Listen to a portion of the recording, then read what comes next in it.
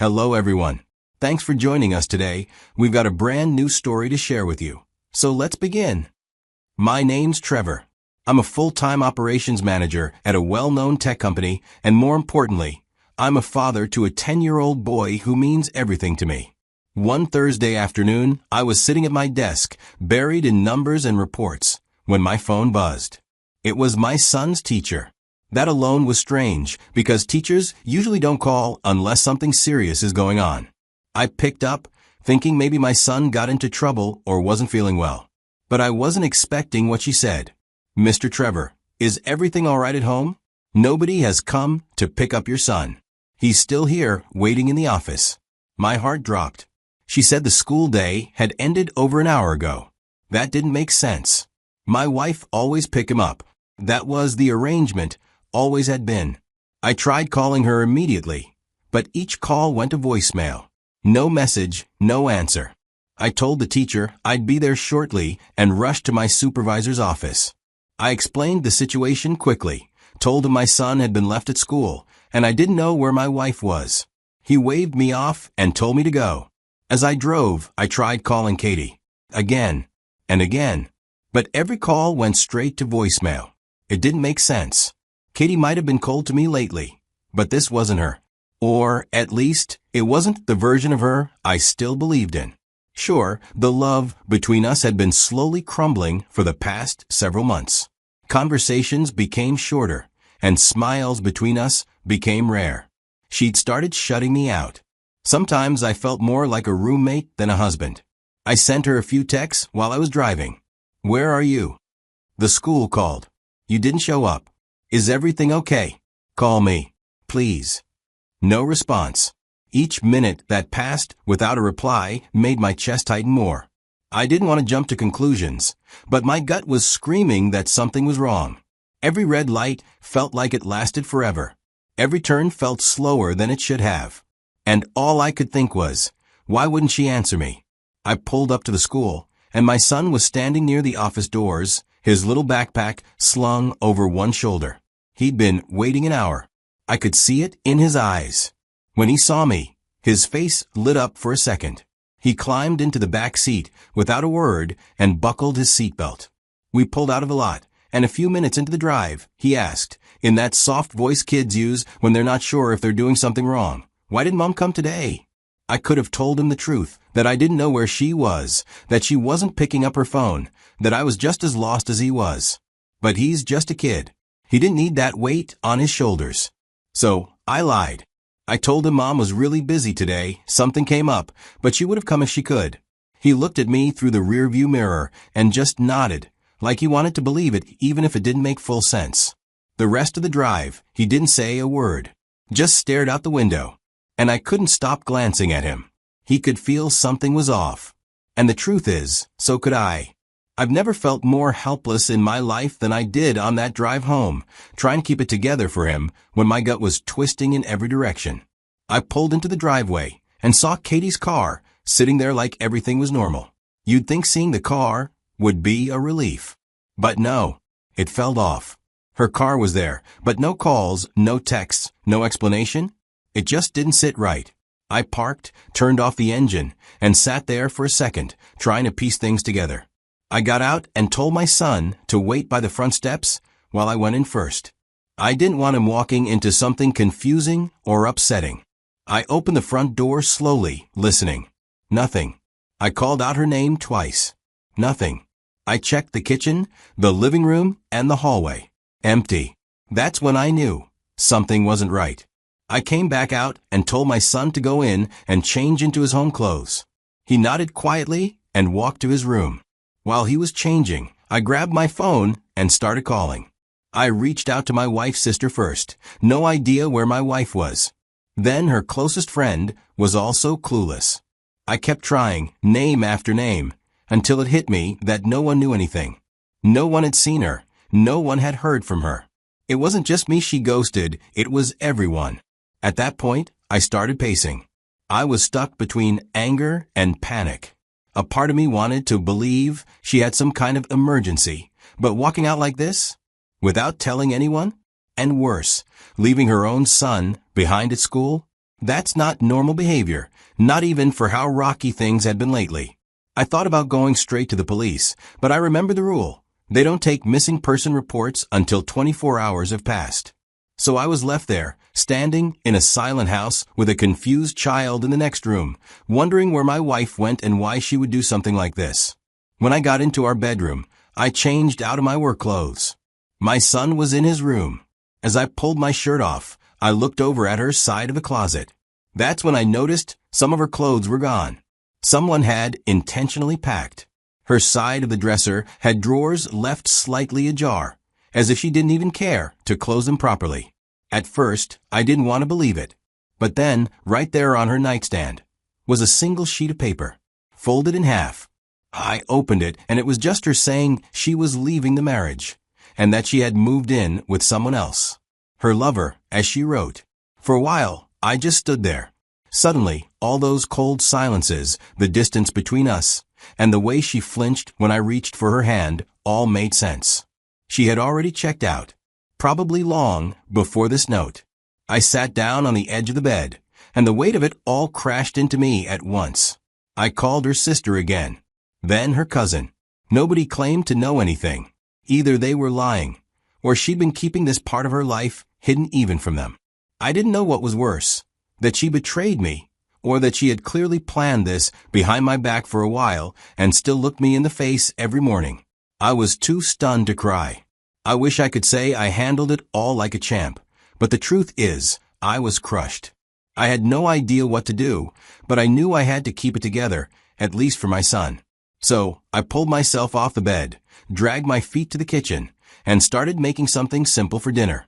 Something I knew he'd eat without a fight. As I stirred the pot, I couldn't wrap my head around it. How do you go from kissing your son goodbye in the morning to never showing up to pick him up from school? It didn't make any sense. When dinner was ready, I called my son to the table. He asked again why his mom didn't pick him up. I lied again. He just nodded and ate quietly. After I got him ready for bed later that night and tucked him in, I went back to my laptop. There was a project I had been working on before the call from his teacher came through. I didn't want to do it, but I forced myself to finish it. It took about an hour, but I needed something to keep my hands moving, to stop my brain from replaying every argument, every cold look Katie had given me over the past few months. After working, I don't even remember why I checked my personal email that night. I immediately saw a notification from our $529 college savings plan account. My heart skipped. At first, I thought it was just one of those monthly balance updates or a contribution confirmation. But when I opened it, I froze. The account was empty.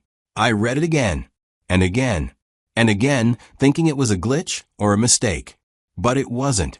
Katie had completely wiped out our son's college fund. The one we opened together when he was barely 6 months old. I remember the day I was filling out the paperwork. I told Katie then, I didn't want our son to struggle like I did. I had to work 2 jobs through college, graduated with a mountain of debt, and even then, it took years to climb out of that hole. I swore he wouldn't go through the same. She smiled back then, said it was a great idea, said she loved how forward-thinking I was. We were in sync, or at least I thought we were. Fast forward a few years, and that smile turned into constant nagging about how the money was just sitting there. I still remember the day she found this house on Zillow, some flashy, overpriced property in a perfect neighborhood, according to her. She showed me pictures. We can use the college fund for the down payment, she said. I shut it down immediately. That money had one purpose, and it wasn't to feed anyone's real estate fantasy. She didn't take it well. From that point, it became a pattern. Every time the balance went up, so did her suggestions. Remodel the kitchen, invest in some sketchy crypto, take a luxury vacation before the kid grows up. I said no every time, but none of that mattered now. She had taken it. All of it. That fund wasn't just numbers on a screen. It was peace of mind.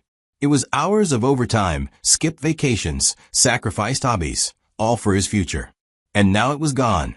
So I closed my laptop, dragged myself to the bedroom, and lay there with my eyes open, staring at the ceiling in the dark. My wife had already left me. Now, she had taken my son's future too. Sleep didn't come that night. Only a resolve started forming in the silence, I was going to make this right, no matter what it took. The morning after I found the note and saw the college fund drained, I was still numb. I barely slept. My son had asked me twice during breakfast if I was okay, and I just nodded, because I didn't know what to say. After I dropped him off at school, I called my best friend, Kyle, and told him everything. Then Kyle told me, flat out, that I needed to speak to a family attorney right away. He even gave me the contact of someone he trusted. That same afternoon, I found myself sitting across from an attorney. I laid everything out. He listened without interrupting, which helped. Then, he started laying out a plan. First, he told me we had to act immediately. File emergency motions to freeze any shared accounts and credit lines so she couldn't touch anything else. Then, we needed temporary court orders to secure custody of my son and protect the remaining assets we still had.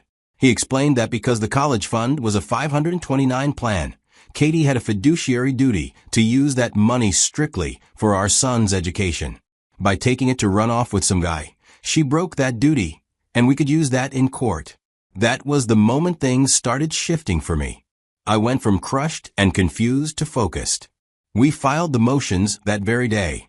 Once the 24-hour mark passed, I followed through on the next step and filed a missing persons report with the local police. I explained that Katie left suddenly, left no information behind, and hadn't contacted anyone. I was careful not to let emotions take over. The police took it seriously. Within a few days, they tracked her down. Katie had flown out to Las Vegas with her lover. Knowing where she was only made the betrayal sharper, but it also helped strengthen our legal response. Back with my lawyer, we agreed it was time to hit back, formally. We moved forward with a civil suit not just against Katie, but against the man she ran off with. We demanded restitution for the college fund. The attorney filed motions to subpoena financial records, Katie's bank accounts, her credit card activity, and any wire transfers she'd made. What we uncovered confirmed everything we feared. Not only had Katie taken the money, but her lover had benefited directly from it. Some of it was transferred into an account linked to him. Some was used for travel and hotel stays under his name. That opened the door for a bigger legal strategy. My lawyer expanded the suit. We added charges for unjust enrichment, meaning he received money he had no legal right to. Then civil conspiracy, because he knowingly participated in a scheme that hurt our son's financial future. I couldn't let this slide. From that moment on, everything I did in court was for my son, and I wasn't backing down. Filing for divorce wasn't just something I did out of anger. It was something I had to do to protect myself, and more importantly, to protect my son. My lawyer told me, we're filing for fault-based divorce. You've got grounds, adultery, dissipation of marital assets, abandonment, and we're going to use all of them. The lawyer walked me through every step. We requested sole legal and physical custody of our son. He told me that with the way Katie disappeared, the judge would see her as unstable. And honestly, she was. Any woman who could take off to Vegas with her boyfriend and drain a college fund meant for her own child didn't have any business being the one making decisions for that child's future. My attorney also filed a restraining order to stop her from accessing or spending any other marital assets. That was critical, especially now that we knew she was capable of clearing out entire accounts without blinking. We made it clear to the court that this wasn't just about a breakup. This was about betrayal, recklessness, and theft that impacted a child's future. So we demanded a favorable asset division. At that point, I realized that whatever love I had left for her was gone.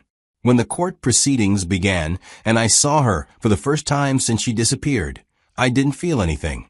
She walked in looking like someone I used to know. She didn't make eye contact.